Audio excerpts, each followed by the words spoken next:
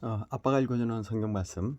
오늘은 특별히 성탄절 특집 신약 성경 4복음서를 읽어 나가고 있습니다. 어제도 읽다가 중간에 또 이렇게 제가 터치를 잘못해서 끊어졌는데요. 일찍 자고 이렇게 또 새벽에 일어나서 이렇게 새날을 맞이했습니다. 예. 그래서 어제 그 누가복음 9장 52절까지 3절까지 읽다가 중간에 끊어져서 좀 또 많이 또 피곤해져 가지고 또 이번에는 좀 제대로 항상 좀 맑은 정신으로 읽어 나가서 크리스마스 전 이브 날까지 사복음서를 전부 다 낭독하려고 합니다. 좀 더 정성을 다하고 싶은 마음에 어제는 중간에 끊어져서 이어나갈까 하다가 그냥 자고 새벽에 일어나서 맑은 정신과 목소리로 또 봉독하도록 하겠습니다. 이게 더 의미 있을 거라고 생각하기 때문에 좀 정성을 다해 보려고 합니다. 어제 말씀드린 대로 아기 예수님이 태어났을 때 동방에서 세 박사가 오셔서 황금과 유향과 몰약을 드렸듯이 그런 정성스러운 마음으로 성경 봉독을 하도록 하겠습니다. 자, 그러면 오늘 누가복음 9장 53절부터 제가 진행하도록 하겠습니다.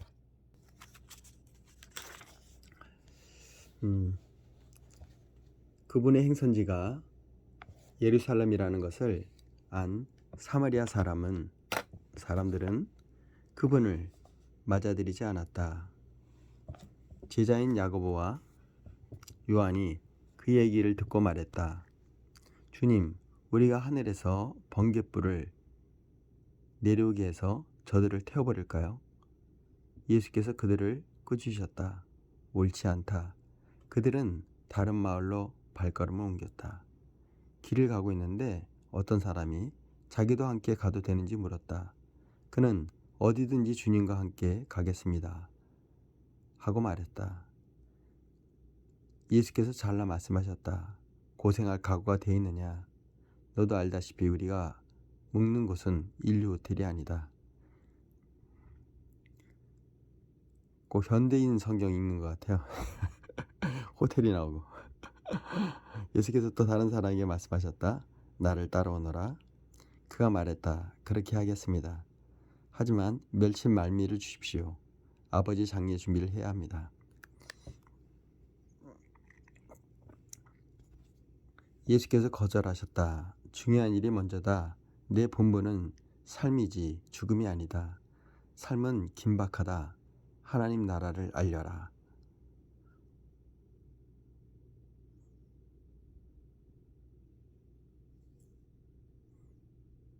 이 말씀은 때가 악하다 라는 그렇게 말씀으로 들리네요. 평상시 저처럼 이렇게 좀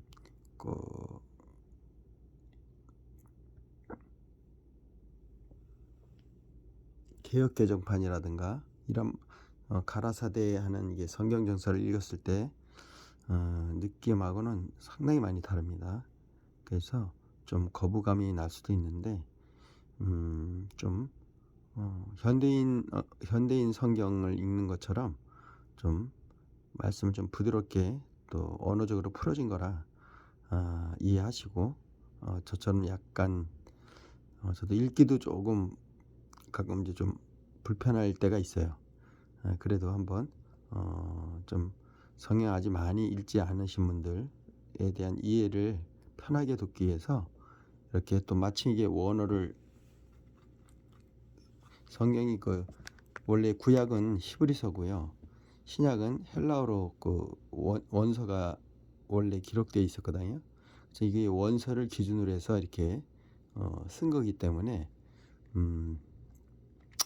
그렇게 좀 생각을 하시고 아까 뭐 호텔 나오고 그러니까 너무 이렇게 좀 갭이 컸다고 해야 되나요? 저도 좀 느낌이 그랬는데 다음부터는 어차피 시작했으니까요. 메시지 성경으로 사복음서를 제가 마무리하시도록 하겠습니다. 예수께서 말씀하셨다. 머뭇거리지 말라. 뒤돌아보지도 마라. 하나님의 나라를 내일로 미룰 수는 없다. 오늘 기회를 잡아라. 이제 10장입니다.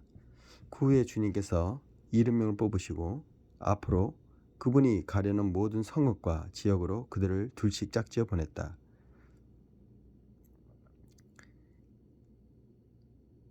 예수께서 그들에게 당부하셨다. 추수할 것이 이토록 많은데 추수할 일손은 얼마나 적은가. 그러니 추수할 일손을 보내달라고 추수의 하나님께 무릎 꿇고 기도하여라. 가거라. 그러나 조심하여라. 이것은 위험한 일이다. 너희는 이리떼 가운데 있는 어린 양들과 같다. 짐을 가볍게 하고 다녀라. 빛과 칫솔이면 된다. 그 이상은 필요 없다. 길에서 만나는 모든 사람과 노닥거리거나 잡담하지 말라.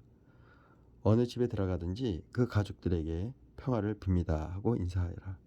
그들이 너희 인사를 받아들이면 그곳에 머물러도 좋다. 그러나 받아들이지 않거든 인사를 거두고 나오너라. 억지로 하지 마라.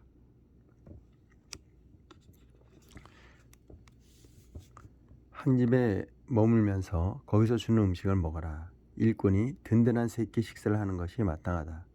동네에서 음식 솜씨가 좋은 사람을 찾아서 이 집 저 집 옮겨 다니지 말라. 어느 성읍에 들어갔는데 너를 받아들이거든 그들이 차려주는 것을 먹고 병든 사람은 누구나 고쳐주며 하나님의 나라가 바로 너희 문 앞에 있다고 말하여라. 어느 성읍에 들어갔는데 너희를 받아들이지 않거든 거리로 나가서 이렇게 말하여라. 우리가 너희한테 얻을 것이라고는 우리 발에 먼지뿐이다. 이제 그것마저 돌려주겠다. 너희는 하나님 나라가 바로 너희 문 앞에 있었다는 것을 알고 있느냐. 심판날에 차라리 소돔이 너희를 거부한 성읍보다 나을 것이다. 고라시나 화가 있을 것이다. 베세다야 화가 있을 것이다. 너에게 주어진 기회의 절반만 두로와 시돈에 주어졌어도 그들은 오래전에 무릎을 꿇고 회개하며 자비를 구했을 것이다. 심판날에 두로와 시돈이 너희보다 견디기 쉬웠을 것이다. 여기는 소돔과 고모라로 이렇게 표현된 말씀인데 두로와 시돈으로 이렇게 표현을 했는데요. 가버나움아 내가 하늘까지 높아질 것 같으냐? 다시 생각하여라. 너는 지옥으로 굴러떨어질 것이다. 너희 말을 듣는 사람은 곧 내 말을 듣는 것이다. 너희를 거부하는 사람은 곧 나를 거부하는 것이다.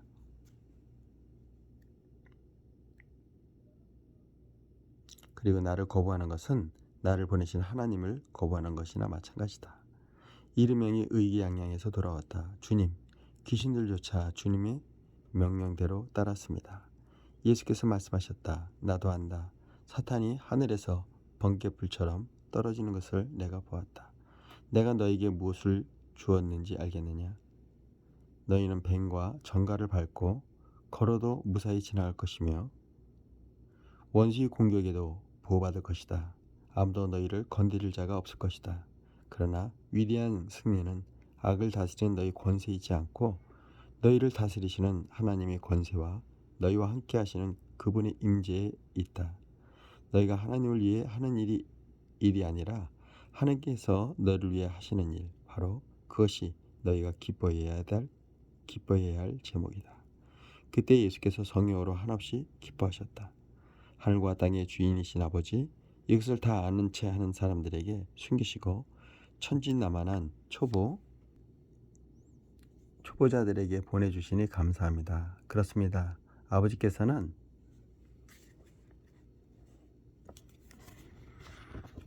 이렇게 하기를 기뻐하셨습니다. 나는 아버지께서 오늘 아버지에게서 이 모든 것을 받았습니다. 오직 아버지만이 아들이 누구인지 아시며 오직 아들만이 아버지가 누구이신지 압니다. 아들은 자기가 원하는 사람 누구에게나 아버지를 소개할 수 있습니다. 그리고 나서 예수께서 제자들에게 따로 은밀히 말씀하셨다. 너희가 지금 보고 있는 것을 보는 눈은 복이 있다. 많은 예언자와 왕들이 너희가 지금 보는 것을 보고 너희가 지금 듣는 것을 들을 수만 있었다면 자신의 오른팔이라도 내놓았을 것이다. 하지만 그들은 희미하게라도 보지 못했고 속삭이는 소리조차 듣지 못했다. 그때 어떤 종교학자가 일어나 예수를 시험하는 질문을 던졌다. 선생님, 제가 무엇을 해야 영원한 생명을 얻습니까? 예수께서 대답하셨다. 하나님의 율법에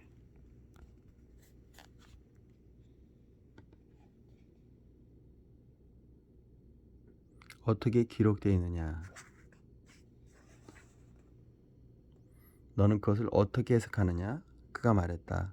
내 열정과 강구와 힘과 지성을 다해 주 너희 하나님을 사랑하라.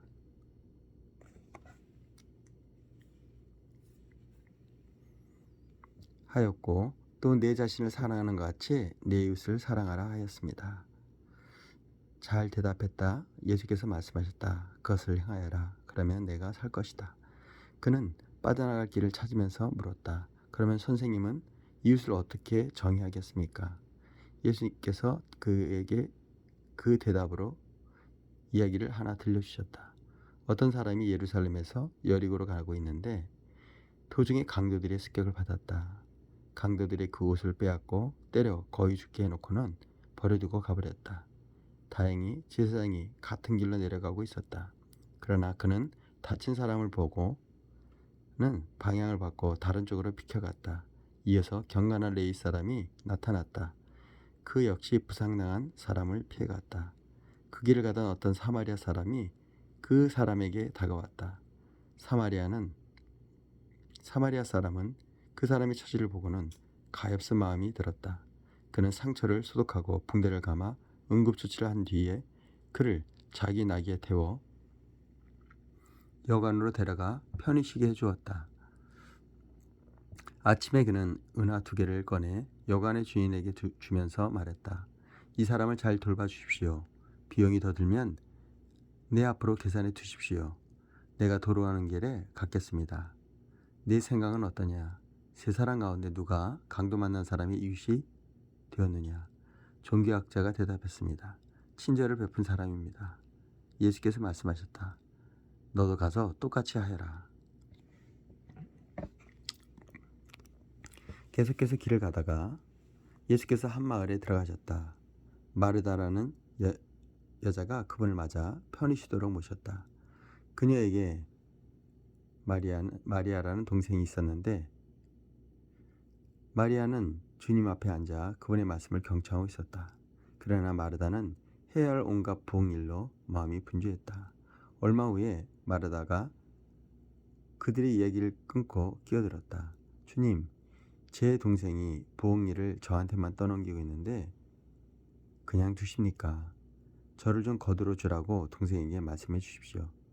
주님께서 말씀하셨다. 마르다야, 사랑하는 마르다야, 내가 지나치게 염려하여 아무것도 아닌 일로 흥분하고 있거나 마리아는 가장 중요한 한 가지 일을 택했다. 그러니 마리아는 그것을 빼앗기지 않을 것이다. 자, 누가복음 11장입니다. 하루는 예수께서 한 곳에서 기도하고 계셨다. 예수께서 기도를 마치자 제자들 가운데 한 사람이 말했다. 주님, 요한이 자기 제자들에게 한 것처럼 저희에게도 기도를 가르쳐 주십시오. 주기도문을 얘기하는 것이죠. 그러자 예수께서 말씀하셨다. 너희는 기도할 때 이렇게 하여라. 아버지가 어떤 분이신지 드러내소서. 세상을 바로잡아 주소서. 든든한 새끼 식사로 우리가 살아가게 하소서.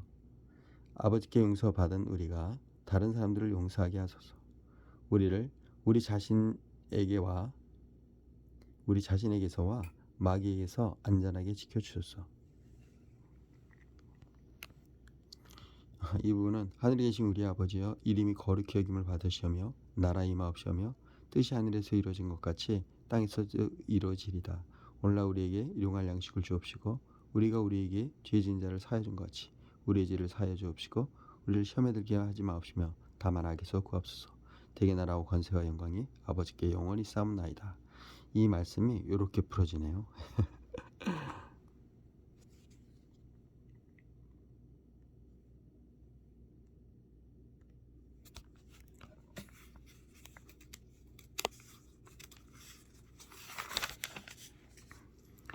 예수께서 말씀하셨다.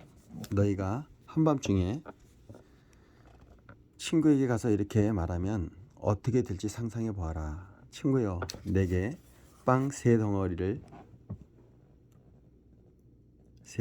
빌려주게. 옛 친구가 여행을 하다가 방금 찾아왔는데 내 수중에 아무것도 없네. 친구가 침대에서 대답했다. 귀찮게 굴지 말고 문도 닫혔고 아이들도 다 자려고 누웠다네. 그러니 내가 일어나 자네에게 아무것도 줄 수가 없네. 그러나 내가 너에게 말한다. 비록 그가 친구라는 이유로 일어나지 않더라도 너희가 물러서지 않고 그 자리에 서서 계속 문을 두드려 이웃들을 깨운다면 그가 일어나서 무엇이든 필요한 것을 줄 것이다. 내가 하려는 말은 이것이다. 구하여라. 그러면 받을 것이요. 찾아라. 그러면 발견할 것이다. 두드려라. 그리하면 문이 열릴 것이다.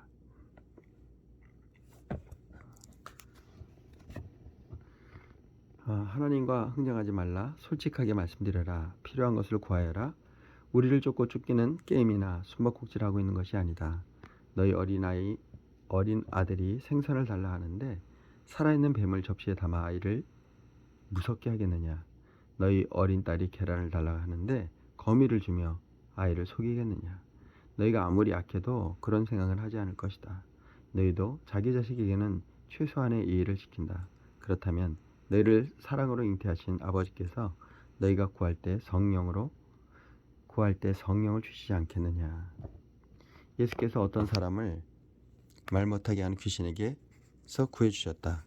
귀신이 떠나가자 그 사람이 실수 없이 말하는 것을 보고 무리가 깜짝 놀랐다. 그러나 그들 가운데 더러는 빈정대며 말했다. 마술이다. 소매자락에서 마귀의 속임수를 끄집어낸 것이다. 또 어떤 사람이 미심쩍은 태도를 보이면서 그분이 굉장한 기적으로 자신을 입증해 주기를 바라며 서성댔다. 예수께서 그들의 생각을 아시고 말씀하셨다. 장기간 내전을 벌이는 나라는 황폐해진다. 늘 싸움질하는 가정은 무너지게 마련이다. 사탄이 사단을 없애면 어느 사탄이 남아있겠느냐. 너희는 내가 귀신들의 왕인 마귀의 한패가 되어 귀신을 쫓아낸다고 비난한다. 그러나 너희가 나를 마귀라고 욕하며 마귀 쫓아내는 마귀라고 부른다면 너희 귀신 쫓아내는 자들에게도 똑같은 욕이 되지 않겠느냐? 그러나 내가 하나님의 손가락으로 귀신들을 몰아내는 것이라면 하나님의 나라가 확실히 여기 있는 것이다. 강한 사람이 완전 무장하고 자기 집 마당에 지키고 서 있으면 그의 재산은 끄떡없이 안전하다. 그러나 더 강한 사람이 더 강한 무기를 들고 오면 어찌 되겠느냐. 그는 자기 수법에 자기가 당하고 말 것이다. 그가 그토록 믿고 있던 무기고는 탈취당하고 귀한 재물은 약탈당한다. 이것은 전쟁이며 중립지대는 없다. 내 편이 아님이라면 너희는 내 대적이다. 돕지 않으면 방해하는 것이다. 사람에게서 쫓겨난 더러운 귀신은 광야를 이리저리 떠돌며 자기가 들어갈 만한 오아시스, 곧 순진한 영혼을 찾아다닌다. 아무도 찾지 못하면 귀신은 내가 전에 있던 소굴로 돌아가자 하고 말한다. 돌아가 보니 그 사람 안은 쓸고 닦아 깨끗한데 텅 비어 있다.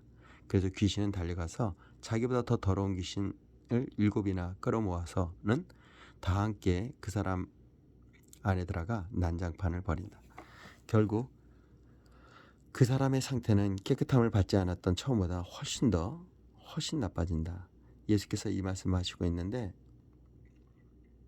웅성거리는 무리 가운데서 어떤 여자가 목소리 높여 말했다. 선생님을 뵌 태와 선생님을 먹인 가슴은 복이 있습니다. 예수께서 덧붙이셨다. 하나님의 말씀을 듣고 자기 삶으로 그 말씀을 지키는 사람이 훨씬 더 복이 있다. 무리가 점점 늘어나자 예수께서 화제를 바꾸셨다. 이 시대의 풍조가 다 잘못되었다. 사람마다 증거를 찾고 있으나 엉뚱한 증거를 찾고 있다. 너희는 너희 호기심을 만족시켜주고 기적에 대한 너희 욕망을 채워줄 무언가를 찾고 있다. 그러나 너희가 얻게 될 유일한 증거는 요나가 니느웨 사람들에게 준 증거뿐이다. 그것은 전혀 증거처럼 보이지 않는다. 인자와 이 시대는 요나와 니느웨 같다. 심판날에 니느웨 사람들이 일어나 이 세대를 정지할 증거를 내놓을 것이다. 요나가 설교할 때 그들이 자신의 삶을 고쳤기 때문이다. 요나보다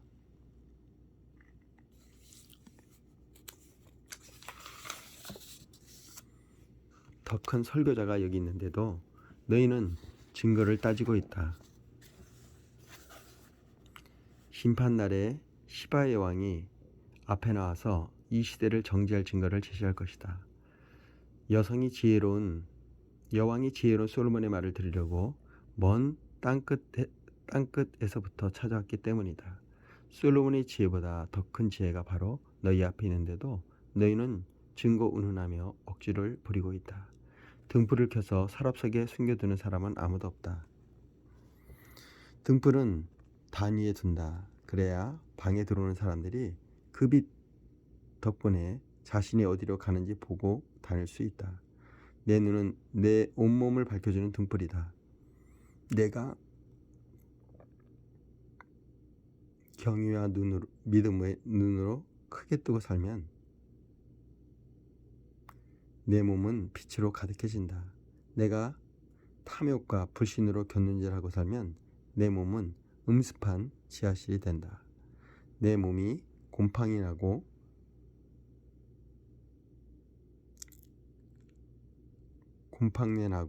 어두운 침상에 들지 않으려면 눈을 뜨고 살면서 내 등불이 계속 타오르게 하여라. 빛이 가장 잘 드러나는 내 방처럼 내 삶도 늘 빛이 가득하게 내 삶에도 늘 빛이 잘 들게 하여라. 예수께서 말씀을 마치자 바리새인 하나가 그분을 저녁 식사에 초대했다. 예수께서 그의 집에 들어가 식탁 앞에 앉으셨다. 바리새인은 예수께서 식사 전에 손을 씻지 않는 것을 보고 기분이 언짢았다. 그러자 주님께서 그에게 말씀하셨다. 너희 바리새인들이 햇빛에 반짝일 정도로 컵과 접시 겉에 광을 내는 것을 나는 알고 있다. 그러나 나는 너희 속에 탐욕과 은밀한 악이 득실거리는 것도 알고 있다. 미련한 바리새인들아, 겉을 지으신 분께서 속도 지으시지 않았느냐? 너희 주머니와 너희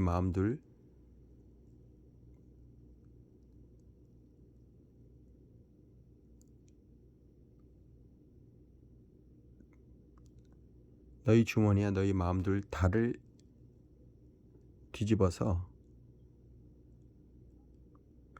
너희 마음 둘 달을 뒤집어서 가난한 사람들에게 후히 베풀어라. 그러면 너희 그릇과 손뿐 아니라 너희 삶도 깨끗해질 것이다. 나는 이제 너희라면 지긋지긋하다. 너희 바리새인들아, 사기꾼들아, 너희는 도무지 구제불능이구나. 너희는 꼼꼼히 장부를 적어가며 동전 하나까지 11조를 내지만 정의와 하나님의 사랑 같은 기본적인 것에는 용케도 빠져나갈 길을 찾아낸다. 정성스러운 장부 정의도 좋지만 기본은 반드시 해야 하는 것이다. 너희 바리새인들아, 사기꾼들아, 너희는 도무지 구제불능이구나. 너희는 교회 식사 때 상석에 앉는 것을 좋아하고 사람들이 화려한 칭찬에 우쭐하는 것을 좋아한다. 사기꾼들아, 너희는 꼭 표지가 없는 무덤과 같다. 사람들은 깔끔하게 정리된 잔디를 밟고 다니지만 그 2m 아래 땅속은 온통 썩고 부패한 것을 알 턱이 없다. 회칠한 무덤이여, 이 말씀이 이렇게 표현되고 있어요. 종교학자 가운데 한 사람이 말했다. 여기서 종교학자는 율법학자를 의미하고요. 선생님, 그렇게 말하면 우리에게까지 모욕이 된다는 것을 아시는지요? 예수께서 말씀하셨다. 그렇다. 이보다 더 노골적으로 말할 수 있다. 너희 종교학자들아, 너희는 도무지 구제불능이구나. 너희는 사람들에게 온갖 규칙과 규정의 짐을 잔뜩 지어서 그야말로 등골이 휘어지게 하면서 도와주려고 손가락 하나 까딱하지 않는다. 너희는 도무지 구제불능이구나. 너희는 너희 조상이 죽인 예언자들을 위해 무덤을 쌓는다. 그러나 너희가 쌓는 무덤은 살해당한 예언자들을 기념한 것이 아니라 오히려 살인한 너희 조상들을 기념하는 것이다. 그래서 하나님의 지혜도 말하기를 내가 그들에게 예언자와 사도들을 보냈지만 그들이 이들을 죽이고 쫓아낼 것이다 라고 한 것이다.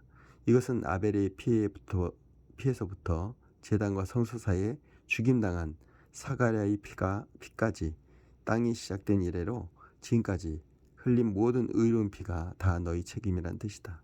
그렇다. 그것이 이 시대의 계산서에 올라와 있으니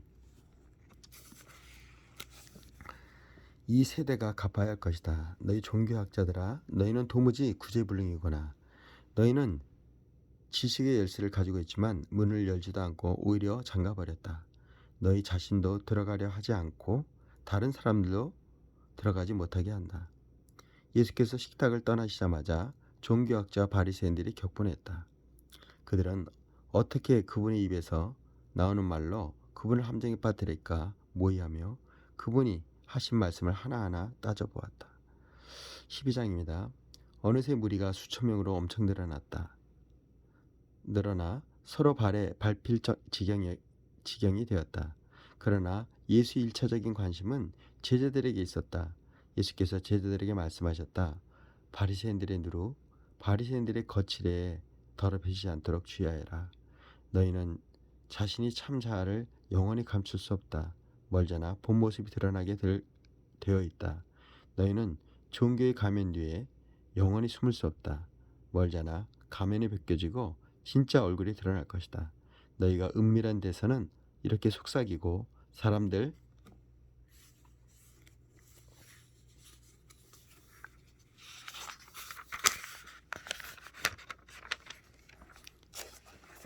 앞에서는 그와 정반대로 전할 수 없다. 너희가 속삭이며 한 말을 온 동네에 대고 다시 말할 날이 올 것이다. 나의 사랑하는 친구인 너에게 말한다. 종교 불량배들이 허세를 부리며 위협한다고 해서 침묵하거나 진실함을 잃어서는 안 된다. 물론 그들이 너희를 죽일 수는 있겠지만 그 후에 너희를 어찌할 수 있겠느냐. 그들이 너희 존재의 중심인 너희 영혼에 할 수 있는 일이란 아무것도 없다. 너희 삶 전체, 몸과 영혼을 그 손에 붙잡고 계시는 하나님만 두려워하면 된다. 애완용 카나리아 2-3마리의 값이 얼마더냐? 푼돈이 아니냐?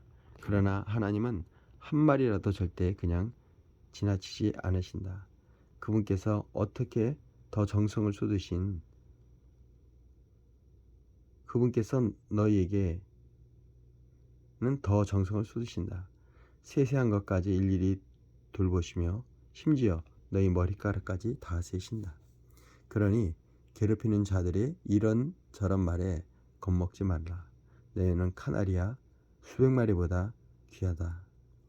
너희는 사람들 앞에서 내 편을 들어라. 그러면 인자도 하나님의 모든 천사들 앞에서 너희 편을 들 것이다. 그러나 너희가 나를 모른 척 한다면 내가 하나님의 천사들 앞에서 너희를 변호해 줄 것 같으냐? 너희가 오해나 무지로 인해 인자를 비방하면 그것은 그냥 넘어갈 수 있다. 그러나 성령을 겨냥해 고의로 하나님을 공격하면 그것은 그냥 넘어갈 수 없다. 사람들이 너희를 회당이나 직결 재판소의 재판관으로 끌고 가더라도 너희는 자신의 변호할 일로 무엇을 어떻게 말해야 할지 걱정하지 말라. 꼭 맞는 말이 떠오를 것이다. 때가 되면 성령께서 꼭 맞는 말을 너희에게 주실 것이다.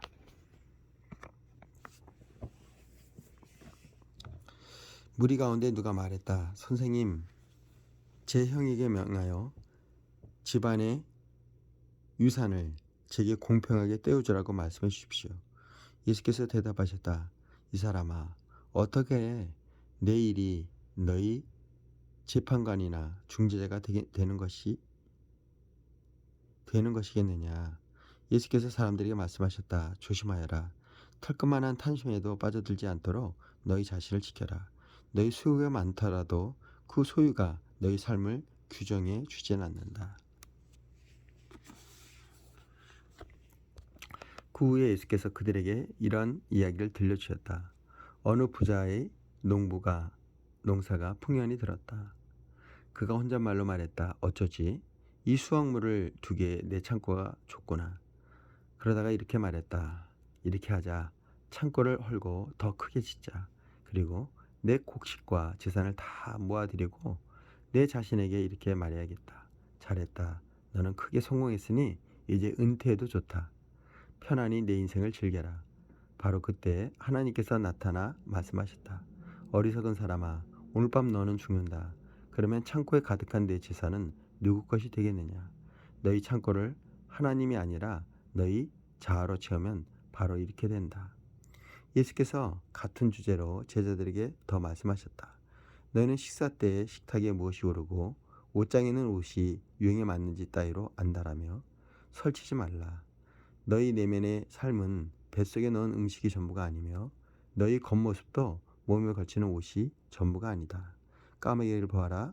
얽매일 것이 없이 자유롭고 업무에 속박되지 않으며 하나님이 돌보시니 염려가 없다. 너희는 까마귀보다 훨씬 더 중요하다.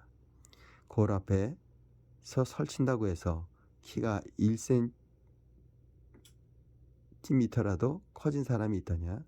그래봐야 소용없는 일이다. 왜 야단복석을 떠느냐? 들판에 나가 들꽃을 보라. 들꽃은 외모 때문에 안달복달하는 법이 없지만 너는 여태 그런 색깔이나 디자인을 본 적이 있느냐? 이 나라의 남녀 베스트 드레서의 10명이라도 그 꽃 옆에 서면 초라하게 보인다. 아무도 보아주지 않는 들꽃에도 그토록 정성을 들이시는데 하물며 하나님께서 너희를 돌보시고 자랑스러워하시며 너희를 위해 최선을 다하지 않겠느냐. 나는 지금 너희로 여유를 갖게 하려는 것이며 손에 넣는데 온통 정신을 뺏기지 않게 해서 베푸시는 하나님께 반응하도록 하려는 것이다.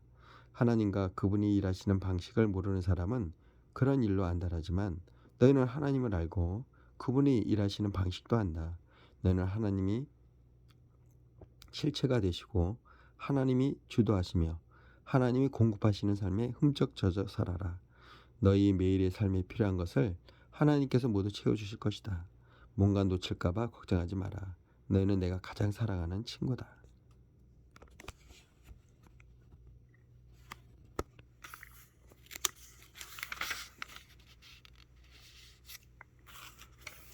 자, 오늘은 12장까지 읽도록 하겠습니다. 이제 얼마 남지 않았네요.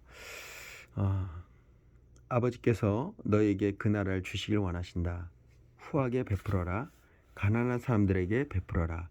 파산하지 않는 은행, 강도가 침입할 수 없고 횡령의 위험이 없는 하늘의 은행, 신뢰할 수 있는 은행과 거래하여라. 너희는 너희 보물이 있는 곳에 가장 있고 싶어 할 텐데 결국 그렇게 될 것이다.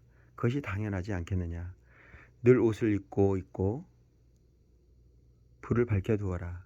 너희는 주인이 신혼여행에서 돌아오기를 기다리며 주인이 도착해 문을 두드리면 열어주기 위해 깨어서 준비하고 있는 종들처럼 되어라. 주인이 왔을 때 깨어서 일하고 있는 종들은 복되다. 주인이 앞치마를 두르고 그들을 식탁에 앉게 해서 식사를 대접하며 그들과 결혼잔치를 함께 할 것이다. 주인이 밤 몇 시에 오든 상관없이 깨어있는 그들은 복되다. 집주인이 어느 밤에 도둑이 들었는지 알았더라면 문도 잠가지 않은 채 밤늦도록 집을 비우지 않았을 것이다. 그러니 너희는 흐트러지거나 긴장을 늦추지 마라. 너희가 예상하지 못한 때 인자가 올 것이다. 베드로가 말했다. 주님, 이 이야기는 우리에게 하시는 겁니까? 아니면 모든 사람에게 하시는 겁니까? 주님께서 말씀하셨다. 너에게 묻겠다. 주인이 자기 일꾼들을 맡겨서 그 일꾼들을 제때 잘 먹이게 할 만큼 사리가 밝고 믿을 만한 관리인이 누구냐? 주인이 나타날 때 자기 본분을 다하고 있는 사람은 복된 사람이다. 그러나 관리인이 주인이 더디 온다고 생각하고는 일꾼들을 학대하고 친구들을 불러 모아 파티를 벌여 술에 취한다면 생각지도 못한 때에 주인이 와서 그를 호되게 매질하고 부엌으로 돌려보내 감자껍질을 벗기게 할 것이다. 주인이 무엇을 원하는지 알고 무시하거나 건방지게 자기 마음대로 하는 종은 흠씬 두들겨 맞을 것이다. 그러나 알지 못해서 일을 제대로 못한 종은 회초리 몇 대로 그칠 것이다. 선물이 크면 책임도 큰 만큼 큰 법이다. 더 큰 선물에는 더 큰 책임이 따른다. 나는 이 땅에 불을 지르러 왔다. 바로 지금 이 땅에 활활 불타고 있다. 바로 지금 이 땅이 활활 불타고 있다면 얼마나 좋겠는가. 나는 모든 것을 바꾸고 모든 것을 제대로 뒤집으려고 왔다. 이 일을 이루기를 내가 얼마나 기다렸던가. 너희는 내가 모든 것을 순탄하고 무난하게 만들려고 온 줄 아느냐? 아니다. 나는 분열과 대립을 일으키러 왔다. 이제부터는 한 집에 5 식구가 있으며 3 사람이 2 사람과 맞서고 2 사람이 3 사람과 맞서고 아버지가 아들과 맞서고 아들이 아버지와 맞서고 어머니가 딸과 맞서고 딸이 어머니와 맞서고 시어머니가 며느리와 맞서고 며느리가 시어머니와 맞설 것이다. 예수께서 무리를 향해 말씀하셨다. 구름이 서쪽에서 오는 것을 보면 너희는 큰 비가 오겠다가 하는데 그 말이 맞다. 또 바람이 남쪽에서 불면 오늘은 덥겠다 하는데 그 말도 맞다. 사기꾼들아, 너희가 날씨 변화를 읽을 줄 알면서 지금 우리에게 임한 하나님의 계절의 변화는 왜 읽지 못하는 줄 모르느냐? 너희가 반드시 천지가 되어야만 이것을 알 수 있는 것은 아니다. 그저 사리분별만 제대로 해도 된다. 가령 법정으로 끌려갈 때 너는 너희를 고소한 자와 도중에 타협하기로 결심할 것이다. 사건이 재판에게까지 가면 감옥에 갇히고 한 푼도 남김없이 벌금을 다 내야 할 것이다. 내야 할 것을 너희가 알기 때문이다. 내가 너희에게 요구하는 것은 바로 그런 결심이다. 할렐루야. 사랑해 주님 감사합니다. 오늘도 하나님의 사복음서 말씀을 읽으며 하나님이 이 땅에 오신 이유, 말씀이 육신이 되어 오신 이유를 깨닫게 하시니 감사합니다. 오늘도 부족한 우리에게 지혜를 더하여 주시고 명철을 더하여 주셔서 하나님이 이 땅에 오신 이 비밀하신 말씀이 우리의 삶으로 풀어지고 우리의 신비에 각인되어 하나님 말씀에 기뻐 뛰며 춤추며 노래하는 자가 되게 하옵소서. 오늘도 우리를 사랑하시고 특별히 우리 사랑하는 아들 딸들에게 마음껏 말씀에 담비를 부으시는 예수 그리스도 이름으로 기도했습니다. 아멘. 자, 오늘 하루도 승리하시고 말씀으로 승리하십시오. 여러분을 사랑하고 축복합니다. 사랑합니다.